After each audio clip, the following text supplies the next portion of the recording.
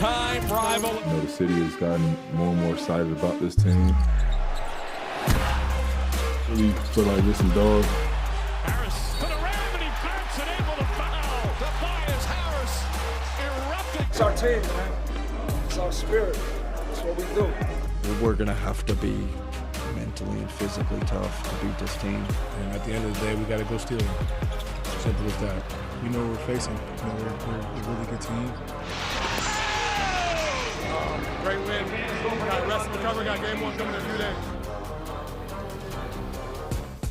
Donovan Mitchell has a career average of 27.8 points per game in the playoffs, 7th best in NBA history. But he's the only guy on this list that's never made the conference finals. Our Mark Spears caught up with Mitchell right after the Game 7 win for the Cavs against Toronto on Sunday for the next installment of his ongoing diary for Anscape. Episode 7, playoff edition. See you in Detroit.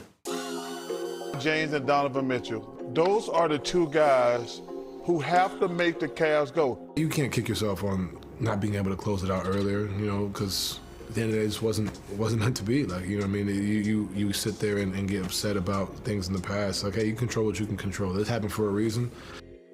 And at the end of the day, I feel like we should have got Game 6, and then, you know, ball dropped. 7, down 1. Barnes on the move, tossed out. Barrett 3, off the heel, and in! I'm excited. This is why you go for home court, right? Even if we were on the road, it's just Game 7. Literally do or die. This is why you compete. This is what you work for. This is the hours, right? So for me, this is a lot of fun. I'm excited for it. Mitchell going to pull a 3 and knock it down. This was expected, right? We expected to win the round. I think it took a little longer than anticipated, obviously, but everything you want is on the other side of hard, right? And, you know, and understanding that adversity is part of it. Harden clears for 3. The Cleveland Cavaliers advance to round 2. They're a tough team, man. They got a guy in Cade Cunningham who's elite, Jalen Duren who's elite. And a beautiful move. Cade Cunningham doing it all. Their group is physical, they're tough-minded, and they've been phenomenal all season. So for us, it's gonna be another tall task, and we gotta go out there and handle business. He'll put up a 3. Good! Whenever you match up with a guy who's an all-NBA guy in Cade, you know, it's always gonna be a big matchup, right? He's taken Detroit to lengths they haven't seen since Rip Hamilton and Chauncey and those guys were over there. So credit to him, he's a phenomenal player, hell of a talent, leader, and you want these challenges, right? JB was here for 2 of my years. No surprise what he's done in Detroit. He gets guys to play hard, understand their roles and what they do, and you see it's paying off, right? So this is gonna be another tall task with the group, but credit to him, credit to that group over there. They've done a phenomenal job all year. They've given Detroit life, new life. And like I said, there's a lot of respect both ways, and you know I'm definitely excited to get out there, and we gotta still win them games. So it's gonna be exciting. It's gonna be great competition. It's gonna be physical. It's gonna be fun. It's gonna be loud. We are a tight-knit group who plays hard, got experience, and I think the biggest thing is we got a bunch of guys who are ready to go. And it starts with me and James and Ev, and we got a bunch of guys that got a bunch of talent. But if they don't believe in us, hey, cool. Don't matter to us. We believe in each other, and I know Cavs fans got our back, and that's really all we need. Jamal Collier's in Detroit for Game 1. This is the Cavs' 3rd straight season in the conference semifinals, but that's where their road has ended in 2024 and 2025. So, Jamal, what's different this year? Well, Sedano, believe it or not, it's the fact that they had to struggle in that Game 1, round 1, I should say, against Toronto. Last year, everything was really easy for this Cavs team. They won 60 games. They really blitzed through that first round in historic fashion against Miami.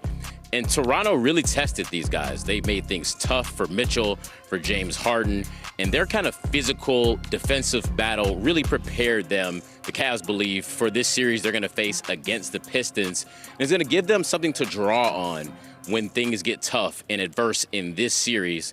And I like what Kenny Atkinson said immediately after Game 7. He said this series galvanized us. It wasn't fun to go through it and have to struggle and to put Toronto away, but the Cavs believe they're going to be a better team on the other side of this. Interesting stuff, Jamal. Thank you so much. The Pistons are minus 125 favorites to win the series over the Cavs at DraftKings Sportsbook. That makes it the most competitive matchup in the conference semis, according to the odds makers. So, Brian, who should be favored in this series? I know everyone's supposed to make a prediction, but I honestly can say I don't know. That's fair. It is close. Detroit obviously has some advantages, specifically in the physicality. But, you know, the Cavs have actually had quite a bit of success being physical with Cade Cunningham. Some stats this year that kind of blew my mind. This year, when playing against the Cavs, Cade was 10 of 35 dunks and layups. Crazy. Not just like paint shots, dunks and layups. That's the worst on record for the last 12 years against any team, against any player, okay? Also, he was just 6 of 25 on drives. So, look, they played each other 4 times. Not everybody played in every game. It was 2-2. But obviously the Cavs had some success with their interior. Evan Mobley, Jared Allen, there were other guys against Cade Cunningham. And so, yeah, the Pistons are minorly favored. Cade's coming off back-to-back 30-point games facing elimination, which are so impressive. But he hasn't done great against that Cavs front line. You guys know the song Under Pressure, right? Yeah. That is Cade. And it's not because of the circumstances, he has to win or these great expectations. It's just literally how much he has to do for his team to win. He is nursing his squad's success, meaning he's trying to buy as much time for his teammates, his supporting cast to be great and find themselves. And sometimes he has to do bad. We're talking about the bad boy Pistons. Bad all by himself. As you mentioned, 30-plus in multiple playoff games straight. He is someone that has been under pressure, and he's actually performing at a very, very high level. Now, on the other side, for the Cavs, a lot of people will say James Harden is under pressure. He came, and the one word he said was to win a championship. Now, he's probably 3rd on the pecking order, but still the expectation for him to win. And Donovan Mitchell, who has not gotten further than the conference semis, I think, ever. Correct. Yeah, he appreciates you bringing it up again. Don and I are cool. Don and I are cool. He knows it's all tough love, good motivation, but there's pressure on that side to perform for their legacies as well. Yeah, I don't think there's any question. I think with Detroit a little bit, because this is so new to them, there's a little bit less pressure. But I totally agree with you on the Cade pressure of just having to do everything. It's wild. Yeah, it is. Good luck. Good luck. The secondary scorer is probably necessary for the Detroit Pistons. It's paramount. Yeah. Brian, any thoughts, though, about just kind of those guys and their pressure real quick? Yeah, I think Donovan needs to get off to a good start. Because if the Cavs can play for... Welcoming in our reporter covering the Wolves, Anthony Slater. So, Anthony, Ant Edwards shocked a lot of people and played in Game 1, despite the left knee injury that he was dealing with. What are the vibes around the team today regarding Ant as a whole at this point?